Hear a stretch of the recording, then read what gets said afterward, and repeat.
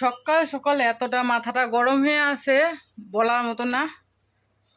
বাজে 11টা, এখনো পর্যন্ত কোনো কিছু শেয়ার করি নাই তোমাদের সাথে। ভিডিওটা এখনই অন করলাম। তো welcome back to my channel আর ফ্যামিলিতে সবাইকে অনেক অনেক স্বাগত আর ভালোবাসা জানিয়ে আরও একটা ব্লগ শুরু করে দিচ্ছি।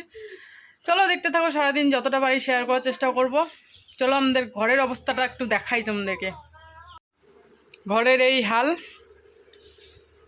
কিচ্ছু পরিষ্কার করা হয় যায় না। এই যে ইনি বাবু পুরা মাটি মুটি হয়ে বেড়াচ্ছে, এই যে এই অবস্থা হয়ে আছে। এই বিছনায় কাপড়ের ঢিপ সর। এনারা দুজন মিলে আমার মাথাটা শেষ করে দিচ্ছে আরও বেশি। এনার বাপ তো একটা আছেই, তার সাথে সাথে এনারাও। এনে কিছুটা চা আছে, আরও চাটা থাক, পরে গরম করে খাবো। এটা ভাত হয়ে গেছে, এনে সবজি বসাই দিছি, পাঁপড় ভাজি হয়ে গেছে। আজকে নিরামিষ, সোমবার যেহেতু, তো নিরামিষই রান্না করতেছি।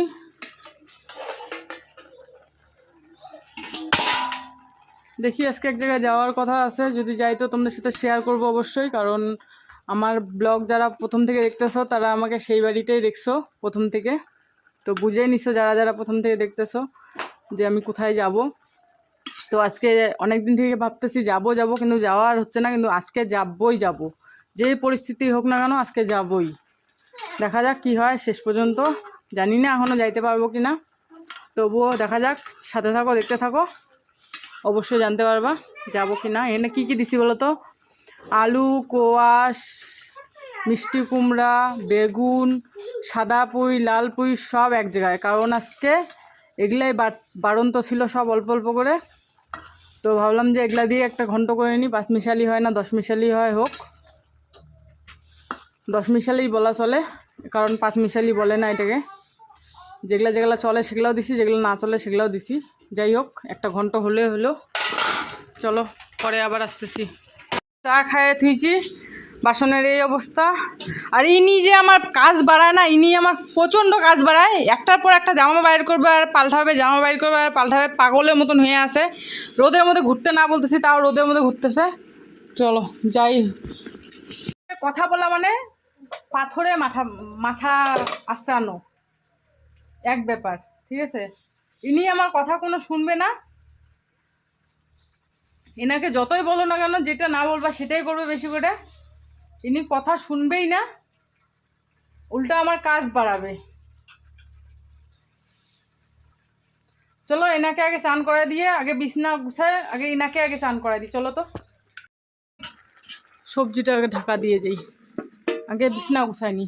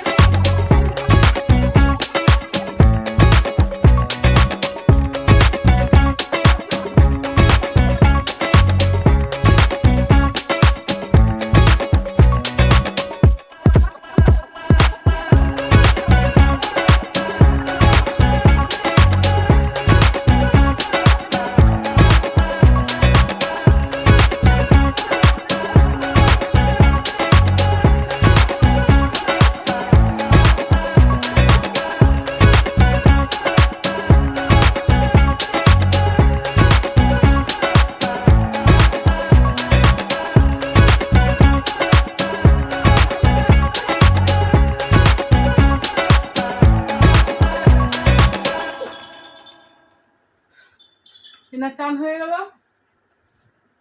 এখন এনাকে চুলগুলো একটু বাইন্ধে দিব। কারণ চুলগুলা এতটা পরিমাণে বড় হয়েছে যে এখন যদি বাইন্ধে না দিই না, গরমে আর মানে চুলগুলো দিয়ে জল পড়তেছে, চুল তাও বাইন্ধে দেবো। কারণ প্রচন্ড পরিমাণে গরম ছাড়ছে। এদিকে আসো, আসো আসো আসো আসো আসো আসো। চুল না বাঁধলে এখন পুরো গরম লাগবে, পরে যখন ঠান্ডা করবে তখন চুলগুলো খুলে দিও।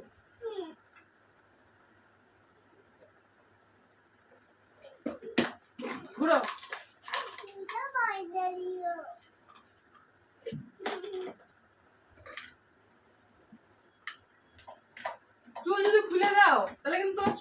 কেটে দেবো, সব চুল কিন্তু চান্দিয়া করে দেবো, বুঝলা? খুলবা চুল?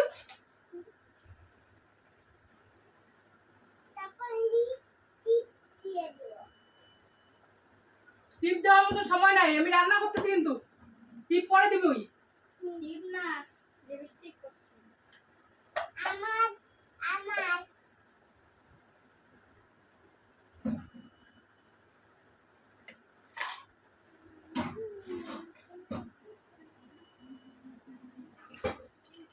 আর তুইও চান করে নে, বাসনগুলো বাইরে থুয়ে আমি বাসন মেজে দিচ্ছি, তোকেও চুল টুল নিয়ে খোপা করে দিচ্ছি।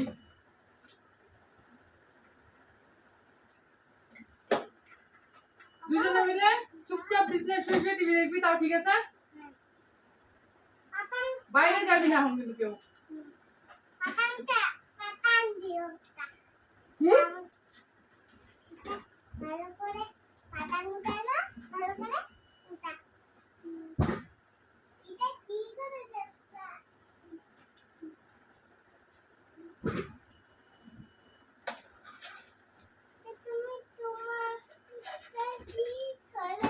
চলো, এদের চান্দান তো কমপ্লিট হইলো, এখন আমি আমার কাজগুলো সারি আগে।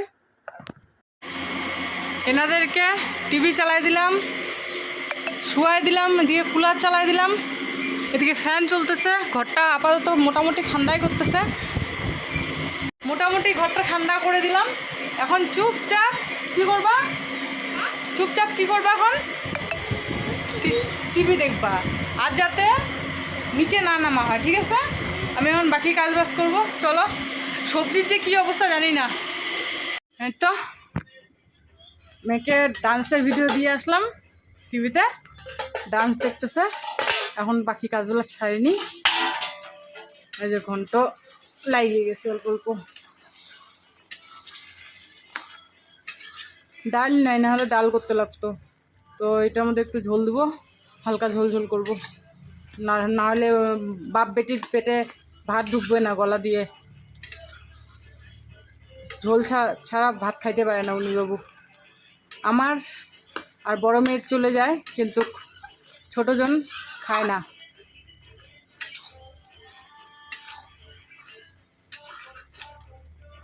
এই সাদা পুঁই শাকগুলো কালকে ছিঁড়ছিলাম, আগের ব্লগে তোমরা দেখছোই অবশ্যই।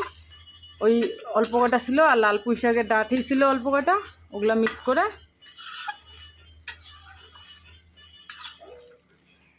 আজকে সবজি। আর পাচ্ছি না গো, এদিকে ভাত, এই যে সবজি নামাই নিছি, আর এখানে আলাদা করে রেখে দিছি, এটা রাত্রের জন্য। এখানটা সবজি, নিচে ভাত আছে, ভাতটা আর দেখাচ্ছি না। আর পাত্তাছি না জন্য চাটুকু ছিল গরম করলাম, পাউরুটি ভাত ভাইজে রাখা হয়েছিল, তো ওগুলো একটু গরম করে নিলাম। এটা আগে বসে খাই শান্তি মতন। এটা কি গরম গো, রোদের থেকে আরে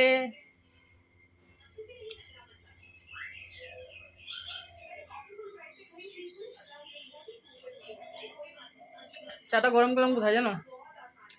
কড়াই থেকে সবজি নামাই, ওখানে জল দিয়ে দিয়েছিলাম, ওই জলের মধ্যে ওই জন্য দাগ হয়ে গেছে সবজি। চলো তো ওর বাবাকে একটা কল করি। আমি তো চা খাইলাম, কিন্তু মেয়েদেরও খিদা পেয়ে গেছে, কারণ এখন দেখতেছি 12টা বাজতে 15 মিনিট বাকি আছে। ওই যে মেয়ে চলে আসছে বাইরে। কি শোনা, মেয়েদের জন্য ভাত বাড়িয়ে নিচ্ছি।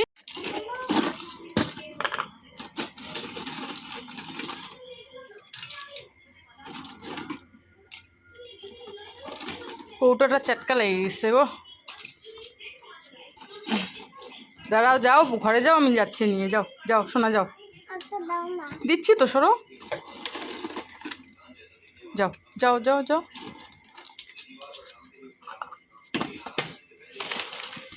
এই যে দুজনকে এখন খাওয়াই দেবো, তারপরে বাকি কাজ করবো। এই যে বাসন টাসন আছে, রান্নাঘর ঝাড় দিতে লাগবে। যাই হোক চলো, এগুলো নিয়ে যাই, মেয়েদেরকে খাওয়াই দিই। কাজ আর শেষ হয় না জানো, বাইরেরটা ঝাড় দেওয়া হইলো, ঘর পরিষ্কার করা হইলো, এখন খালি আছে কাপড় আর বাসন, আর ঠাকুর পূজা দেওয়া, চান করে ঠাকুর পূজা দেওয়া, কাপড় বাসন আছে, এইটুকু কাজে আছে পরে এখন। বাজে একটা, দেখি ফটাফট করি। ওর বাবাকে ফোন করলাম, আসতেছে। শ্যাম্পু নয়, মাথায় শ্যাম্পু করব তো আসবে, তারপর চান করবো। ততক্ষণে বাসন আর কাপড়গুলো পরিষ্কার ধুয়ে নিই, তারপরে স্নান করে ঠাকুর পূজা দেবো। ঠাকুর পূজা দিলে কাজ শেষ হবে আপাতত। ওর বাবা আসলে খাইতে দিতে লাগবে। চলো পরে দেখা হচ্ছে।